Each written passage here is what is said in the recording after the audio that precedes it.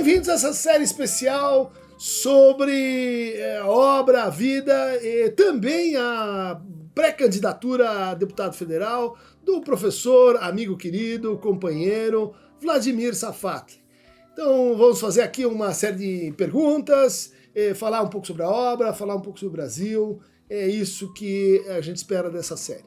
Você diria que a tua colaboração com Guilherme Boulos, que data já de algum tempo, ela retoma, vamos dizer assim, o papel que as universidades públicas brasileiras tiveram ao longo do tempo na produção de quadros para a política, na reflexão crítica, vamos dizer assim, universitária, né? Como é que você vê a sua pré-candidatura à condição de deputado federal, quando muitos criticam, né? Não, os professores não deveriam se meter com política, é um intelectual, isso, enfim, representaria uma certa elite branca, classe média. Como é que você vê essa crítica, vamos dizer assim, a expressão, né, dos professores, dos intelectuais, dos articulistas na política? Eu vejo como um setor do anti-intelectualismo nacional, né? Eu acho que porque é muito claro o caráter contraditório desse tipo de colocação. Se você não faz nada, você é acusado por não fazer nada. Se você não tem nenhuma ação política, você é acusado de não ter tido ação política alguma, né? Se você tem uma ação política e começa a levar a sério, então você é acusado de tentar dirigir ou de tentar intervir em demasia dentro do campo político. Eu acho que essa contradição posta, ela só explicita um caráter anti-intelectualista de certas posições, né? Isso em um país onde, malha, é sempre bom lembrar que a classe intelectual teve, em vários momentos, né, uma presença muito expressiva dentro da esfera pública, não só no sentido de produzir debates ou tentar intervir em debates, mas também de agir no interior da vida política nacional, né? Quer dizer, eu queria saber quem levanta a mão nesse país contra a atuação pública de personalidades como Celso Furtado, né, como Darcy Ribeiro, como Paulo Freire, né? Paulo Freire, que também foi secretário por pouco tempo, foi secretário de Educação de São Paulo, né? Então, ou seja, perceba, são pessoas que tentaram intervir para mudar estruturalmente a sociedade brasileira. É claro que você teve também uma série de outros momentos dentro dessa relação entre os intelectuais e o poder, né, onde eles serviram, na verdade, como elemento de justificação dos arcaísmos do Estado brasileiro, né? Entraram como grandes funcionários públicos, queriam modificar e racionalizar o Estado, e que, na verdade, fizeram foi adaptar o Estado aos seus arcaísmos, né? Então, acho que você tem os dois lados do processo. Mas eu insistiria ao seguinte: eu acho que, de fato, é uma classe que tem privilégios, isso é inegável, né? Só que eu sempre coloquei outra questão, que nos trata de você, na verdade, responder o que você faz com os seus privilégios, né? Quer dizer, quais foram as lutas que você participou nesses últimos anos, né? De que lado você teve? Como é que você tentou intervir, certo? O que você procurou mobilizar, né? O quanto você entrou em várias dimensões de debate para tentar, de uma certa forma, colocar em operação a visibilidade que você tem, né? Então, acho que essas são as questões absolutamente fundamentais. E eu lembraria que, assim, também tem, de um outro lado, muitos dos que fazem esse tipo de crítica, eles gostariam simplesmente de estar mais integrados ao Estado, né? Então, acho que estão mais integrados aos circuitos de reprodução material do poder. Então, vira uma discussão, quase uma questão de ocupação de mercado, como eles mesmos veem, quer dizer, quem está ocupando e por que eu não estou lá, né? Então, eu acho que esse tipo de crítica, ela me passa completamente à margem.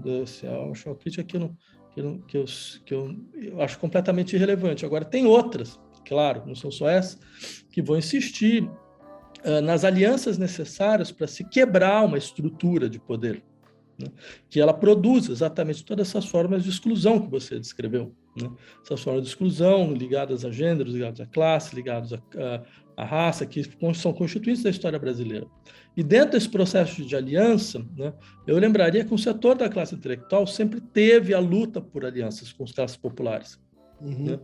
E eu acho que esse processo ainda continua. Eu não acho hipótese alguma que ele se esgotou, e nem acho que ele deu errado. Acho que ele é um processo muito difícil, e em vários momentos essas alianças foram importantes, né? Então, eu diria, essa seria um pouco a minha resposta para esse tipo de questão. Vladimir, você e eu participamos aí de uma experiência de um observatório político junto com outros professores da Universidade de São Paulo, da USP. Foi nesse contexto que a gente pensou, né, a emergência de um neofascismo à brasileira, publicamos alguns artigos, né?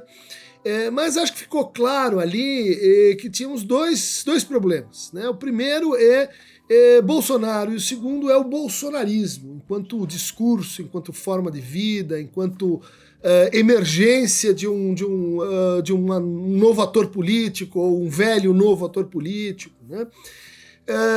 Aparentemente, Bolsonaro conseguiu implodir seus próprios núcleos de poder, né, com ações erráticas, com discursos muito contraproducentes e enfim, todo um capítulo, vamos dizer assim, da impossibilidade, né, inclusive, de operar relações de poder e reconhecimento propriamente político por Bolsonaro e seu grupo direto. Mas o que fazer com o bolsonarismo?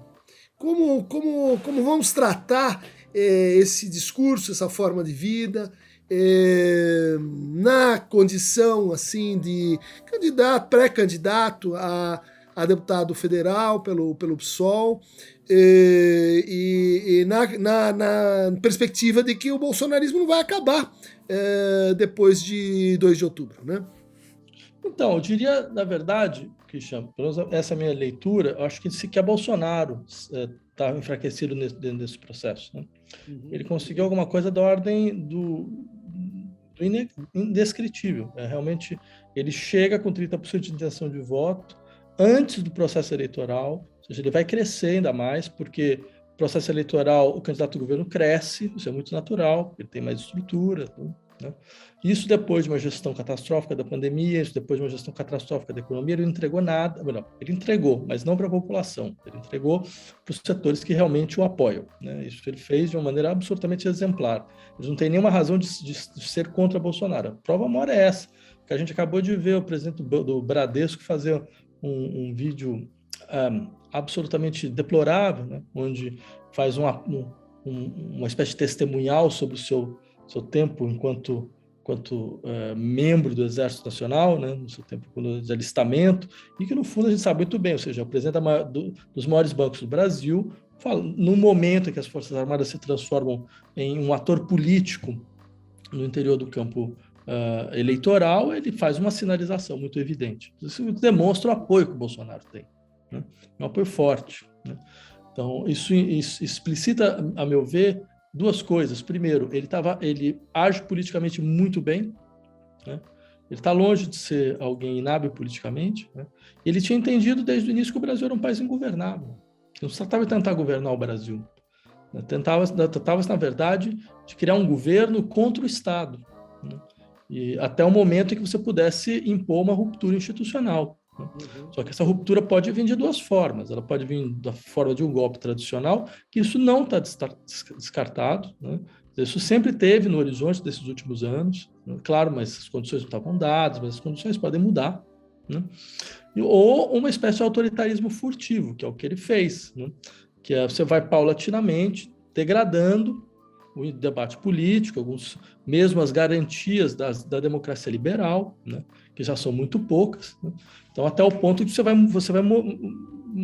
mudando o lugar da linha vermelha, entendeu? Até você começar a naturalizar coisas que há 5 anos você nunca aceitaria, simplesmente. Isso ele fez de maneira exemplar, né? Dito isso, quer dizer, é muito seguro que mesmo derrotado ele sai com uma bancada forte, né, e ideologicamente constituída. Ele tem um setor da população que se identifica muito claramente, até porque esse foi um dos erros maiores da classe intelectual brasileira, não se dá conta de como o fascismo é um elemento constituinte da nossa sociedade, né? Não no sentido retórico, no sentido analítico. A gente está falando de uma sociedade teve um dos maiores partidos fascistas fora da Europa, Aliança Integralista Nacional, tinha 1.200.000 membros nos anos 30, quase toda a família desse país tem alguém que foi integralista, né? Então, de classe média principalmente, então isso mostra muito claramente o tipo de inserção, certo, desse partido. Imagina, como você pensa falar, bem, quase toda a família alemã teve um membro do partido nazista, entendeu? Então, o processo é meio parecido, certo? Então, eu insistiria que isso coloca para a gente uma outra configuração do que é o Brasil, né? E essa outra configuração do que é o Brasil mostra como a gente estava profundamente inadaptado a saber o que fazer nessas situações. Eu diria que, para mim, é muito claro, bolsonarismo é um discurso de ruptura. Mais uma vez, ruptura conservadora, mais uma ruptura. Eles se sentem dentro do processo evolucionário. Só que eles são o único discurso de ruptura à disposição dentro do cenário político eleitoral brasileiro, né? Seria necessário um outro discurso, para contrapor, inclusive, para balançar, para criar um balanceamento, né? Impedir que todos aqueles que têm um desejo institucional muito forte, por várias razões, né, acabem todos abraçando o bolsonarismo. Porque, mais uma vez, 30% de intenção de voto, eu queria só deixar isso bastante claro, significa apoio popular, apoio das classes pobres, entendeu? Não tem 30% de classe média no país. Uhum. O máximo, das melhores leituras, você bota 10%. Então, tem um número enorme de pessoas de classe pobre que não só votam no Bolsonaro, mas apoiam o que ele representa, né? Então, acho que é aí que está a questão. E mais do que isso, eles conseguiram organizar a agenda do debate brasileiro. Quantas pessoas da esquerda, por exemplo, assumem, por exemplo, claramente, de forma explícita, por exemplo, que são a favor do aborto, né? Quer dizer, o Lula, num dos raros momentos assim, digamos, de ousadia política, né, fez essa proposição. E da própria esquerda veio toda uma reação, dizendo, não, mas com isso você vai perder voto, você vai tensionar isso, aquilo. Então, por exemplo, a candidata lá do Pernambuco eu vi um vídeo uma semana passada, lá com a família, a princípio de esquerda, né, uma raiz, né? Família falando, não, eu sou a favor do aborto, sou contra o aborto, tal, tudo isso. Então, isso demonstra como, de uma certa maneira, a extrema-direita venceu. Ela organizou o debate, né? Sim. Vladimir, no contexto de um professor, alguém que tem uma carreira acadêmica notável e capilar em relação aos movimentos sociais, acho que sua pré-candidatura como deputado federal pelo PSOL, ela naturalmente evoca as mudanças, as transformações que a gente deseja no campo da educação e das universidades, né, que foram aí combalidas, atacadas, desmanteladas, quando a gente pensa, por exemplo, no financiamento de pesquisa nos últimos 4 anos, chegando ao ponto de falar-se abertamente de cobrança de mensalidades para as universidades públicas. Como é que você entende esse quadrante do problema, né? Quer dizer, educação e universidades do Brasil. Eu diria o seguinte, o Brasil é um dos últimos países no mundo onde o sistema universitário federal é completamente gratuito. É verdade, hoje é uma aberração, no sentido de ser um dos pouquíssimos lugares. Você não tem nem mensalidade, nem uma anuidade, nem nada, né? Isso é uma vitória. Isso é uma grande vitória, né? É uma vitória porque a gente conseguiu preservar a ideia de que a educação ela tem que ser pública, gratuita e popular, e de qualidade, né? Ah, mas essa educação é um presente que é dado para os ricos. Isso não é verdade.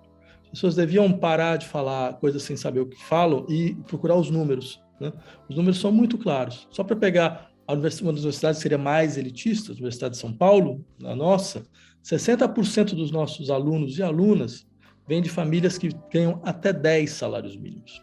Até 10 salário mínimo não é rico em nenhum critério. Né? Quer dizer, se a família ganha até 10 salários mínimos, tem 2 filhos, e vai ter que pagar mensalidade, vai ter que parar de estudar. Porque ela paga mensalidade, ela também paga aluguel, ela também paga a prestação do carro, ela também paga plano de saúde, ou seja, ela não consegue chegar até o final do mês, ela está cheia de dívidas, completamente endividada, certo? Então, essa é a realidade concreta. Sem falar hoje nesse dado importante que a gente chegou, que é a maior presença de negros do que de brancos nas universidades públicas brasileiras. A gente conseguiu fazer essa modificação muito importante, né? Que mostra muito claro que a gente conseguiu criar um sistema de cotas para escolas públicas, né? As universidades paulistas, em vários cursos, até 50% das pessoas entram via escola pública. Então, quer dizer, a gente conseguiu democratizar o sistema universitário de maneira muito democratizou tanto que a primeira coisa que o governo Bolsonaro fez quando foi eleito foi começar a bater nas universidades e nas escolas, né? Exatamente porque ela sabia o que significava essa nova configuração. Né? Quer dizer, não é mais a universidade de elite dos anos 50, 60, é a universidade popular e de massa, né? E com uma grande força e uma capacidade de produção de pensamento crítico. Né? Então, acho que é por isso que a gente agora não tem dinheiro, por isso que agora a gente está em guerra aberta contra o governo, por isso que agora você tem toda essa situação de precariedade e fragilização, isso é muito evidente. Então, esperar, não entender que esse é um elemento fundamental, ou seja, que a preservação do caráter gratuito da universidade, a sua ampliação, né, ainda maior. Então, entender que a exigência de uma educação pública gratuita, né, e de qualidade é fundamental, ela é algo a ser sempre eu diria, reforçado. E que esse processo também alcance o ensino médio. Eu sou a favor de pegar todos os impostos que nunca foram aplicados, imposto sobre grande fortuna, aumento de imposto sobre herança para até 40%, imposto sobre transações financeiras, criação de imposto sobre transações financeiras, imposto sobre solidariedade, tudo isso, e criar um fundo para subvencionar uma escola, um ensino médio absolutamente gratuito. Integral no modelo de institutos federais. Né? Você pulverizar isso, todas as cidades terem, e você fazer com que a gente pare de ter que pagar por escola. Que acho que é um dos maiores impostos que existe no Brasil, é esse. Você tem que ser obrigado, você não tem opção. Né? Claro, se você quer colocar seu filho numa escola pública, coloque, mas assim, as pessoas não têm opção, não tem uma segunda alternativa, se elas não quiserem. Né? Então, acho que eu seria por isso, seria o próximo passo. Né? Por outro lado, quer dizer, acho que o financiamento de pesquisa nacional é algo absolutamente precário sob vários aspectos. A gente viu muito claramente o que a pesquisa nacional pode fazer, por exemplo, na época da pandemia. Quer dizer, a gente sabe muito bem que se a Fiocruz tivesse uma estrutura minimamente assegurada do que ela poderia ter feito, né? O Instituto Butantan, que foi feito, a própria USP, ela produziu respiradores baratos de R$4.000, né? a toque de caixa, certo? Ou seja, isso demonstra muito claramente como a sociedade precisa da tecnologia e precisa das pesquisas desenvolvidas pela universidade. Isso no sentido mais pragmático do termo, porque você também tem um outro setor que é, se a sociedade brasileira ela entra dentro de um processo crítico, as universidades têm um papel dentro desse processo. Elas são uma das causas desse processo. Né? Seria, mais uma vez, acho que seria historicamente errado retirar elas dessa função. Então, esses são pontos que eu acho que seriam bastante importantes a serem lembrados, sem contar o fato de que o Brasil ele tem 30 anos de déficit de tentativa de implementação de uma escola integral efetiva. Né? Desde os modelos do CIEPS, né, do Brizola, né, que eram um esforço nesse sentido, o modelo que foi jogado às traças, né, foi dizimado pela história, exatamente pelo simples fato do desinteresse. Você criar fundos que possam financiar iniciativas nesse sentido. Assim como o descalabro no ensino privado universitário, né? Onde os nossos doutores, custeados a duras penas, estão sendo demitidos em massa, não há cotas para doutores, para os professores qualificados, ensino à distância de forma assim errática, né? Eles estão sendo uberizados. A verdade é essa. Você vai criar professor, uma nova categoria de uberização em um tempo muito curto, né? Essa questão do ensino à distância é uma questão extremamente significativa. Quer dizer, o ensino à distância é alguma coisa que você usa em situações extremas, né? Então, você tem comunidades ribeirinhas do interior do Amazonas, né? Então faz sentido você fazer, porque a dificuldade de você chegar, de alcançar, é enorme, né? Mas agora generalizar com um modelo geral de formação é algo da ordem do inaceitável, né? Porque a formação, você sabe tão bem quanto eu, ela implica vários níveis de interação, inclusive. A interação com os professores, a interação entre os alunos, a interação com os espaços, o uso dos espaços, certo? Os usos de espaço para pesquisa, o espaço para convivência, para discussão, para debate. A sociabilidade, né? Sociabilidade, tudo comum, isso exatamente, elementos que interferem. É com uma visão completamente instrumental, abstrai tudo. Ela acha que se você está lá, o fato de você estar com os estudantes todos sentados em volta de uma mesa, né, eles estão lá fumando um baseado, é isso, entendeu? Ou seja, e que seja, mas você sequer entende que dentro desses processos você tem um ganho fundamental dentro do processo de aprendizado, porque é onde você discute, onde você fala com outras pessoas, você aprende, alguém fala para você o nome de um livro, você vai atrás, certo? Quer dizer, abstrair tudo isso, abstrair como funciona mesmo o processo de aprendizado humano. Uhum. Vladimir, você tem se notabilizado pela crítica ao neoliberalismo. Nós, lá no Laboratório de Teoria Social, Filosofia e Psicanálise, publicamos trabalhos sobre o neoliberalismo, não só como uma tendência econômica, mas como uma moralidade, como uma forma de subjetivação. Na prática, né, assim, no contexto de uma pré-candidatura ao deputado federal pelo PSOL, muita gente simpatiza, até tem pesquisas recentes, né, simpatiza com pautas críticas, pautas da esquerda, mas tem aquela sensação que o Mark Fisher descreveu tão bem, né, quer dizer, a gente consegue imaginar uma catástrofe por um cometa, por uma crise ecológica, mas a gente não consegue imaginar o que pode mudar dentro desse momento, dessa forma específica de capitalismo, que é o neoliberalismo. Como é que se faz para reverter, mitigar, atacar, confrontar o neoliberalismo enquanto forma de vida, enquanto forma de produção, enquanto forma de consumo, né? Como as pessoas comuns podem interpretar o que é, na prática, uma resposta crítica, uma resposta alternativa ao neoliberalismo? Olha, Cristian, eu acho uma questão muito boa, porque, de fato, acho que o primeiro grupo a perder a crença da possibilidade de sair do neoliberalismo é a própria esquerda. Haja vista a maneira como nós abandonamos uma gramática alternativa de lutas políticas. Por exemplo, a pauta do empreendedorismo. Quantas pessoas de esquerda já não saíram para falar sobre as virtudes emancipatórias do empreendedorismo periférico? Né? O que demonstra muito claramente como nós utilizamos a gramática daqueles contra os quais nós nos batemos. Entendeu? É claro que a ideia a partir de uma certa lógica urgentista, de que não é necessário fazer alguma coisa, as pessoas estão numa situação extremamente precárias, então, utilizar essa tópica é uma maneira de tirá-las dessa precariedade, criar outras alternativas de renda, todo esse tipo de coisa. Isso, em nome das melhores intenções, você sempre cria as piores catástrofes, né? Esse é um clássico, né? Então, em nome das melhores intenções, você naturaliza um tipo de espoliação. Você mostra que você não tem nenhuma outra alternativa, porque se for para fazer as pessoas empreendedoras, então para que você vai votar na esquerda? A esquerda não sabe fazer isso direito. A direita faz isso muito melhor. Eles têm milhões de anos, de décadas, séculos de experiência. Tem gente que tem muito mais digamos, adaptada e bem nesse sentido. Então não faz sentido algum, sendo que é claro, você percebe o que é um empreendedor? O que significa empreender?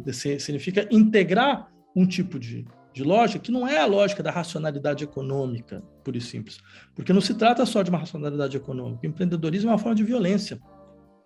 Empreendedorismo significa você expoliar, de uma certa forma, toda a classe trabalhadora que está à sua mercê, Quer dizer, você estabelece um processo que já foi descrito já há 2 décadas como um processo estrutural de alienação e fetichismo dessas classes, certo? Significa você naturalizar um princípio de concorrência, que é um princípio de violência, né, que está longe de ser algum princípio de associação solidária, certo? Significa você não você lutar para fornecer o melhor serviço, o melhor produto, certo? Dentro de um processo absolutamente abstrato do que seria, afinal de contas, as virtudes públicas e vícios privados.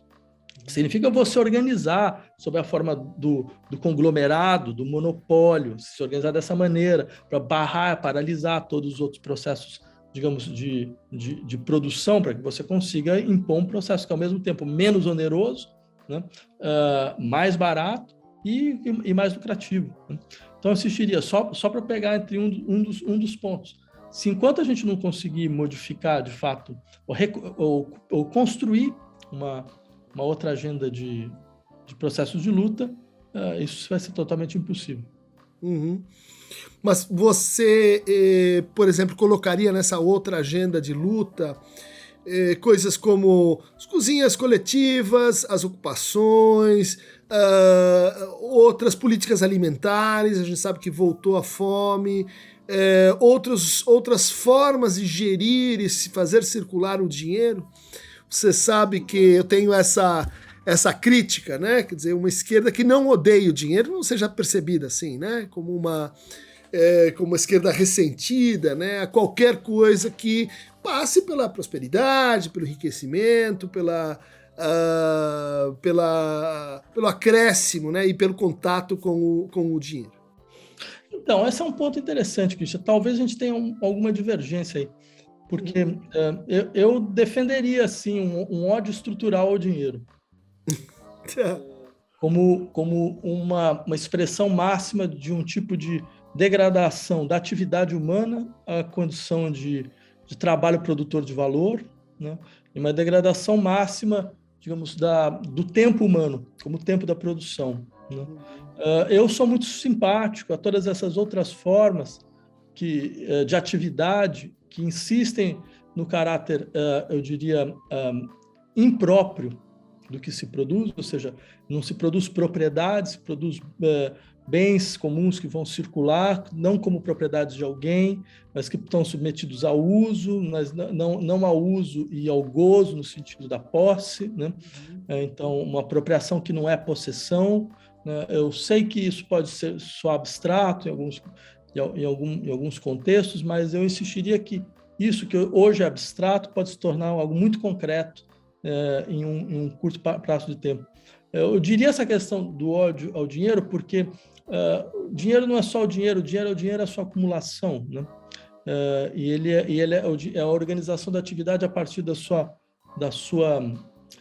possessão, né?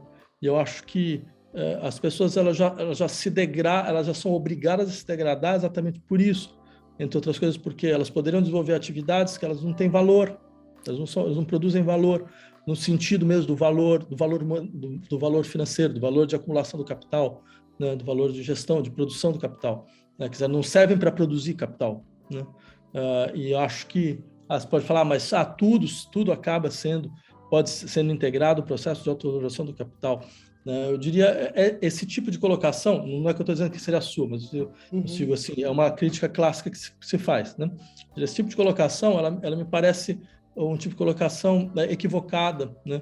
Porque não é completamente verdade, né? Eu acho que há modelos muito distintos de inserção e há pelo menos aqueles modelos ou aqueles processos que expõem a contradição e expõem o mal-estar em relação a ter que fazer isso, né? E com isso, exatamente porque permite que esse mal-estar circule, permite uma articulação entre esses mal-estares, né? E com isso permite, inclusive, uma enunciação clara, digamos assim, dessa posição extrínseca em relação dos sujeitos em relação ao dinheiro e com isso abre espaço para algum tipo de transformação. Vladimir, você, além de trabalhar com autores da filosofia, de trazer uma renovação da teoria do reconhecimento, por exemplo, tem uma larga experiência intelectual, prática, vivencial com a psicanálise. Como você vê no contexto da sua pré-candidatura a deputado federal pelo PSOL, o uso, o abuso, a presença da psicanálise como, no Brasil, um fator político e, no seu caso, como algo que poderia, vamos dizer assim, criar um ponto um pouco diferente na paisagem, né, legislativa, a partir da psicanálise. Né? Como é que a psicanálise tem a dizer, né, nesse contexto? É importante se levantar essa questão, Christian. De fato, a minha história com a psicanálise é uma história de 30 anos já. Né? Desde o meu mestrado em filosofia era sobre psicanálise. Né? Eu comecei, como você sabe, a ter uma prática analítica muito discreta nesses últimos anos, né? Até porque achava que era o caso de uma certa maneira, integrar, né, essas duas dimensões absolutamente fundamentais. Né? E a tua pergunta, acho que ela pode ser vista de várias formas. Né?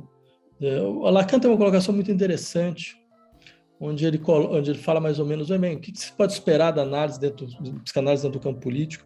Ele diz, olha, pelo menos que os nossos dramas sejam menos confusos. Né? Então, no sentido de que eu acho que não se trata de você intervir, porque é uma maneira de você intervir como psicanalista no campo político, ao menos nesse nível. A gente viu o que isso pode produzir. Isso produziu, por exemplo, a gente estava discutindo agora um texto do Jacques Miller contra o Mélenchon, né?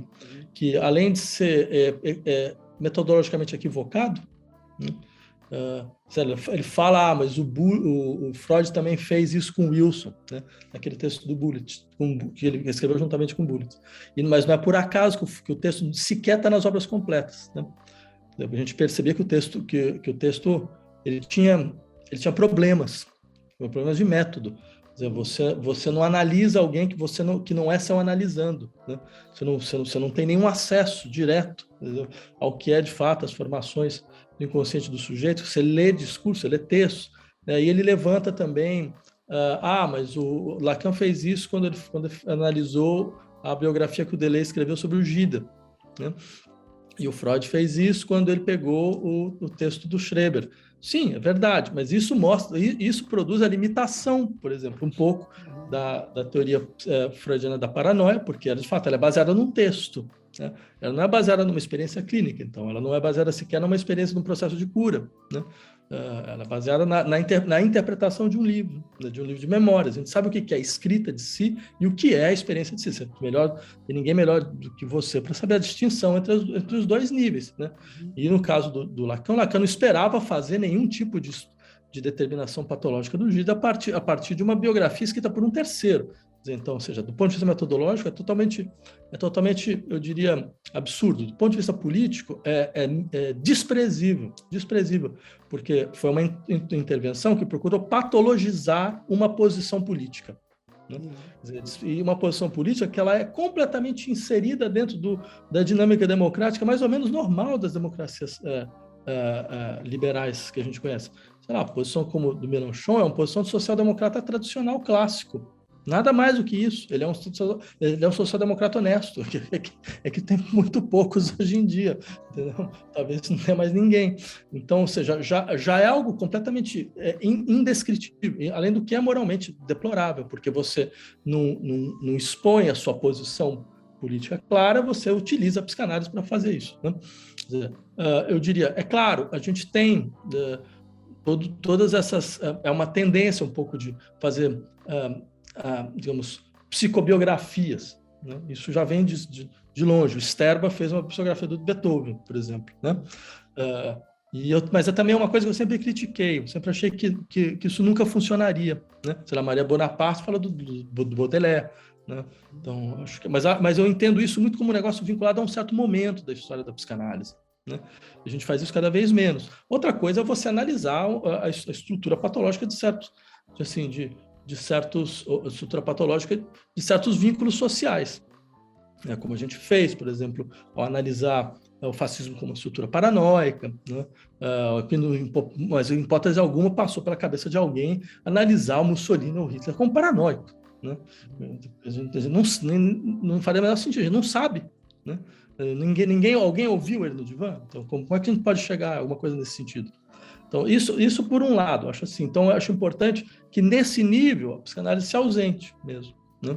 Porque ela já cria uma sensibilidade nossa, ela está lá presente, uma sensibilidade a certas dinâmicas de sofrimento social, a certos modos de silenciamento da vida social, a certos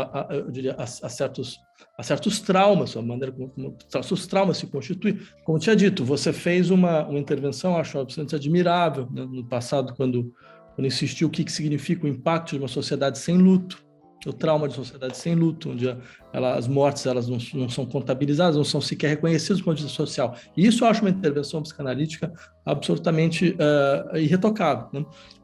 Mas você percebe, a análise dos processos sociais, não das figuras das personalidades, né? E dito isso, eu lembraria bem, o Brasil conheceu psicanalistas que foram para o Congresso, né? Também. O Eduardo Mascarenhas era um deles, né? E a atuação não foi de todo mal, né? Tá ok, então, Vladimir. Queria agradecer tuas respostas, pedir para que as pessoas que queiram apoiar a campanha entrem no site. Ali a gente tem um manifesto, ali a gente tem uma série de recursos, né, de colaboração para esse projeto. É um projeto que representa, né, pelo menos 50 pessoas que se reuniram aí inicialmente para pensar um manifesto para apoiar a candidatura, pré-candidatura do Vladimir Safatli a deputado federal pelo PSOL nas próximas eleições. É isso aí, gente. Abraço. Muito obrigado mais uma vez. Até mais. Em frente. Vamos em frente.